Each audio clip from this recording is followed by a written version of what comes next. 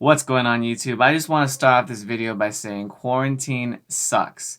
It's something we've all been going through these past couple of months to some degree, and here in Southern California we're headed into our second wave of quarantine. So I thought I'd go ahead and talk about the music industry and what your band can do to remain active during these times. So we're going to talk about the big changes to the music industry in regards to live shows. We're going to talk about drive-in concerts, live streams, remote recording and rehearsal, and writing new music. So the biggest thing that's gone in the music industry right now is live shows, and unfortunately it looks like it's going to stay that way for a while. These are just large gatherings of people, and it's just not really possible to create an equivalent experience that's 100% safe. So bands are postponing shows and canceling shows until something changes. So we're talking large production shows as well as your local bar gigs.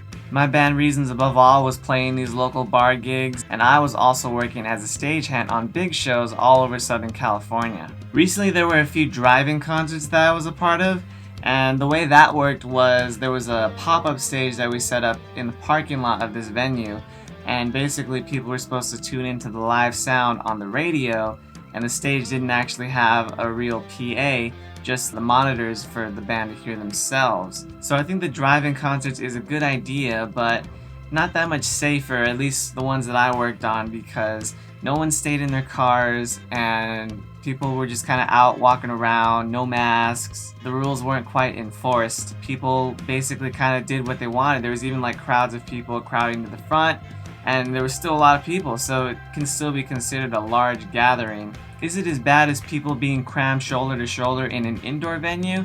I don't know, but people weren't quite following the rules at the drive-in concert, and to some degree I don't even blame them, because people paid money for some entertainment and some kind of sense of normalcy after all this time of being stuck indoors, so people want to enjoy it the way they want to enjoy it. I myself in my downtime at work had some sense of like the world is back to normal, just because I saw a lot of people walking around having a good time, and it was the mask on my face that reminded me that no, things still aren't normal, and the mentality that I need to be cautious, and all of that basically just made it impossible for me to enjoy myself.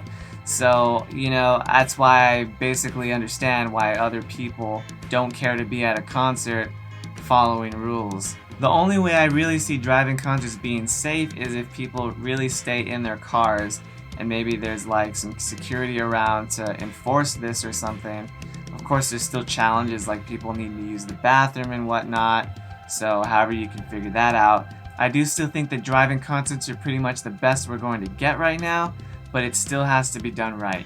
So for smaller local band shows, it'll probably be much more difficult to organize something as big as a drive-in concert. But what you can do if your band is still meeting up is live streams. By the way, if you need some ideas on how to safely have a band rehearsal, check out my How to Band Practice in 2020 video, link in the description below. So assuming that your band is familiar with social media, you can easily live stream with a phone on YouTube, Facebook, Instagram. You can also put some money into some camera microphones and improve your audio a little bit, and there you go. Of course, live streams will never be a replacement for actual in-person shows, but it can give you a little bit greater sense of connection between you and your followers as opposed to nothing. So I would say it is definitely worth a shot if you're willing to put in a little effort into it. A few months ago I did a solo performance that was part of another band's live stream, and basically they had several bands come in at different times to do 2 songs and basically answer a couple of interview questions and any live questions that were going on. So it was a cool experience because I actually felt a little bit like something was live, because it was. It's not the same as being in person, of course, but I felt a little actually nervous is what I felt. I don't know, maybe it was weird because people could see me but I couldn't see them. I don't know, but I got this feeling that was really similar to the feeling you get when you perform live. Something that was just like, I don't know, like the stakes are high, don't mess up. So it was a cool experience, and I definitely recommend giving it a try. So perhaps one of the most productive things your band could be doing right now is recording. So if your band is still meeting up, then you guys can all record together. If your band is uncomfortable with meeting up, then you guys can do remote recording. It's really not that hard or expensive, and really every musician should be taking advantage of these tools nowadays.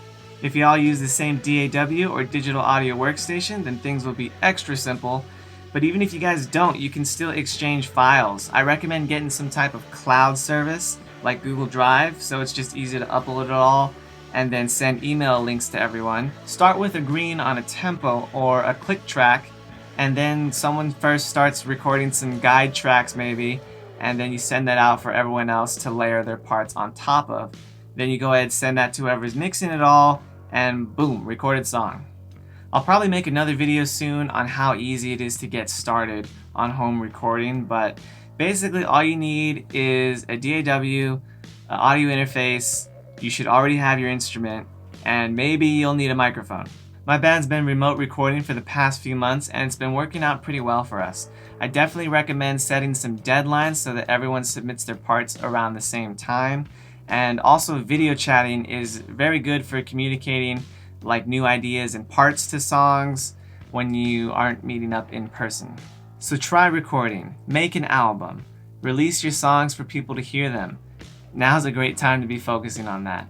Now is also a really good time to practice, whether that is with the band or individually. We gotta work harder to keep up our chops right now because live shows aren't helping with that.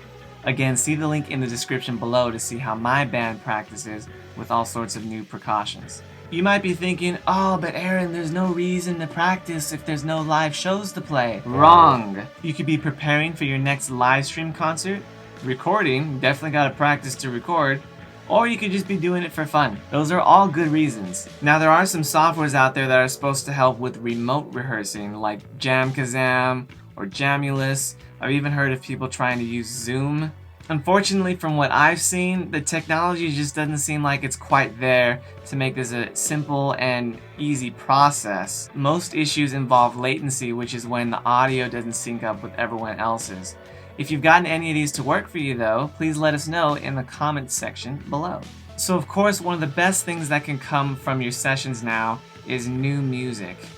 If you're still meeting up, then of course this is as possible as ever. But if you're not, then you can still write over remote recording.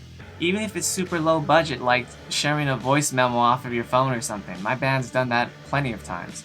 Or doing a video chat to discuss new song ideas and parts. Super simple. Oftentimes when a band is busy playing live shows or recording an album, maybe even keeping track of social media content, writing new music can be neglected a little. Having something creative to work on right now can be uplifting for you and your band. And if maybe you're out of work right now, maybe you have more time to focus on that than you did before. So I suggest you just try to make the best of what you have, be creative, stay connected with one another, and proceed responsibly. Thanks for watching the video. If you enjoyed it, don't forget to like and subscribe. And if you have any other ideas that you want me to discuss and make different videos on, leave those in the comments section below. And I hope quarantine hasn't been too rough on you guys. I hope you're surviving. Continue to hang in there, and I'll see you all in the next video.